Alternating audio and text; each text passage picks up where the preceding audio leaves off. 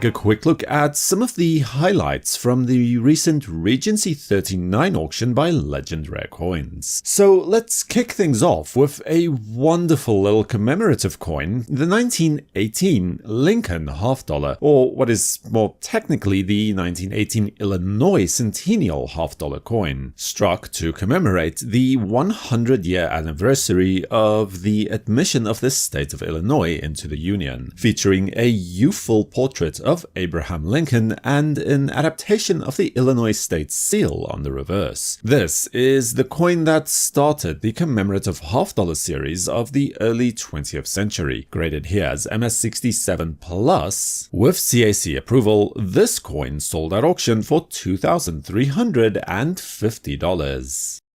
A pattern coin is next in line, and a very eye-catching example of James B. Longacre's so-called Indian Princess Dollar design. In this case, struck in copper with a smooth edge. Every detail of this classical 1871 design is fully struck up and beautifully rendered. Only 4 to at most maybe 6 of these coins are known to exist today, with this example graded as PCGS MS65 red-brown to achieve a total price of $42,300 at auction.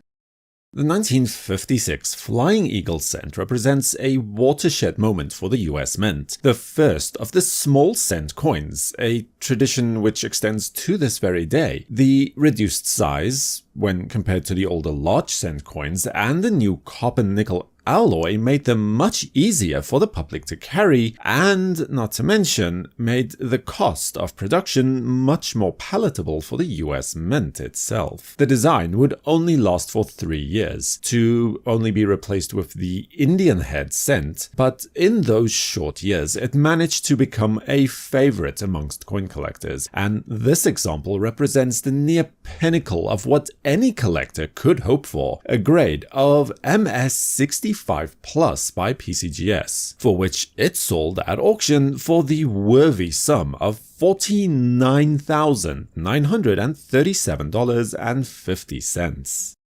The Draped bust Small Eagle Reverse $half-dollar poses a notable challenge for the collector today, as they are easily the rarest silver type coins to get a hold of. The 1797 coin alone has a mintage of only 2,984 coins, and today only around 150 coins are thought to have survived in all grades. The die state of this Overton 101A type coin is easily determined by a die crack through star 2 on the obverse, and several prominent die cracks on the reverse as well. Graded by PCGS as VF25, this rare coin was sold at auction for $52,875.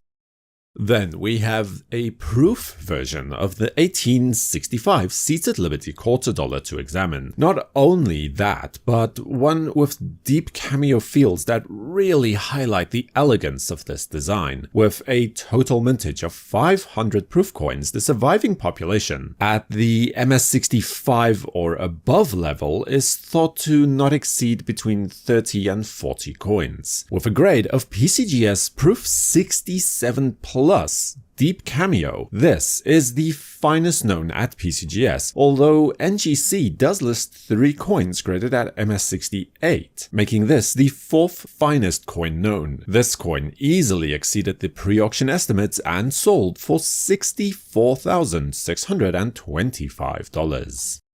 Next in line is a capped bust gold eagle coin from 1799. Not simply a stunningly beautiful example of this type of coin, but also interesting because it employs the large stars obverse variety. You see, about halfway through the year in 1799, the punch used to create the stars on the obverse dies actually broke, forcing the engravers to use a punch that had a star which was slightly larger and just a little thicker, and less finessed or pointy, I guess, if that makes sense. As mentioned, this is the large stars obverse type, graded by PCGS as MS63+, which sold at auction for $82,250.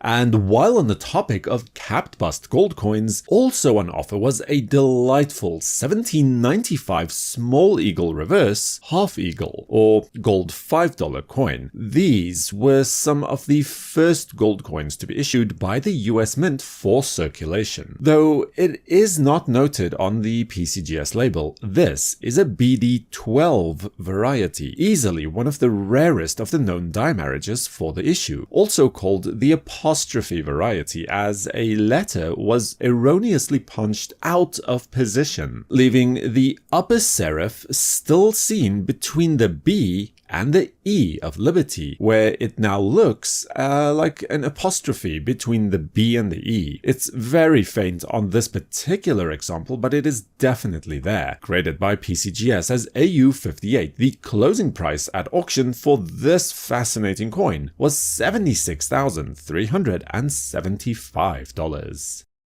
If you like toned coins at all, then you are simply going to fall in love with the next coin on this list. A stunning 1863 proof seated Liberty silver dollar. Only 460 of these coins were minted during the height of the American Civil War. Even setting aside the hypnotizing toning on this coin, it is estimated that at the gem level of proof 65 and above, only around 20 coins remain extant. Graded here as proof 67 plus cameo from PCGS, it sold at auction for $129,250.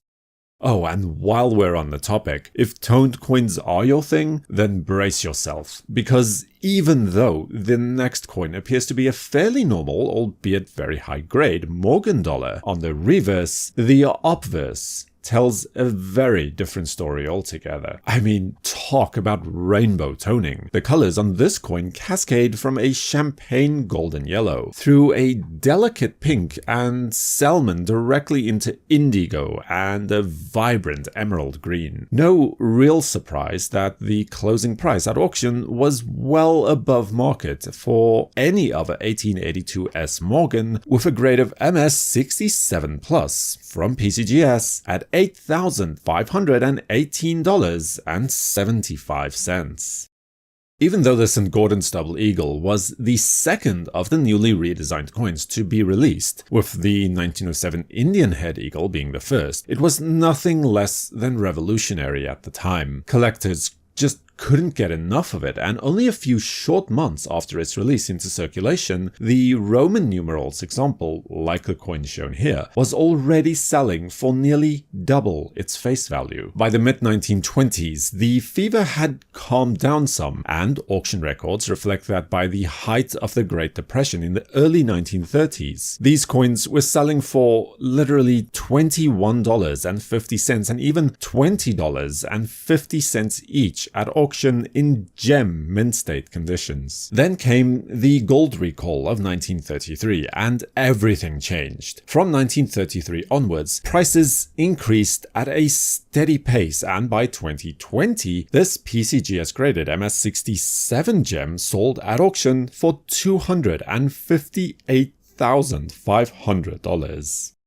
For the series specialist, few coins can be more exciting, especially in terms of proof issues, than the 1855 Type II Indian Head Gold Dollar. It is estimated that no more than 10 or so of these coins were originally minted in proof, but today only 7 coins can be confirmed to still exist. The coin displays all of the die markers that you would expect to find, including the customary weakness over the 8 of the date. Its status as an ultra rarity is unquestioned. As an illustration of just how rare this coin actually is, the base, stack, and Norweb collections all lacked an example of this coin. Despite the coin's status as an ultra rarity. Examples of this type have become available on the market an incredible 3 times in 2020 alone. First, there was the NGC Proof 66 Star Ultra Cameo, the former Parmelee Pittman coin, that was sold in January for $336,000. Then came the NGC Proof 66 Ultra Cameo, the former Star Collection coin, in April for $282,000. And now we have this PCGS Proof 65 Plus Deep Cameo graded example, which managed to attain $329,000 at auction. Anything that especially drew your attention here, and what do you think about toned coins? Let me know your thoughts in the comment section below. Subscribe to WNN and activate notifications with the bell icon so you'll know when new videos are released. For the World Numismatic News, I am Numisman saying thank you for watching, stay safe, keep collecting, and have a fantastic day.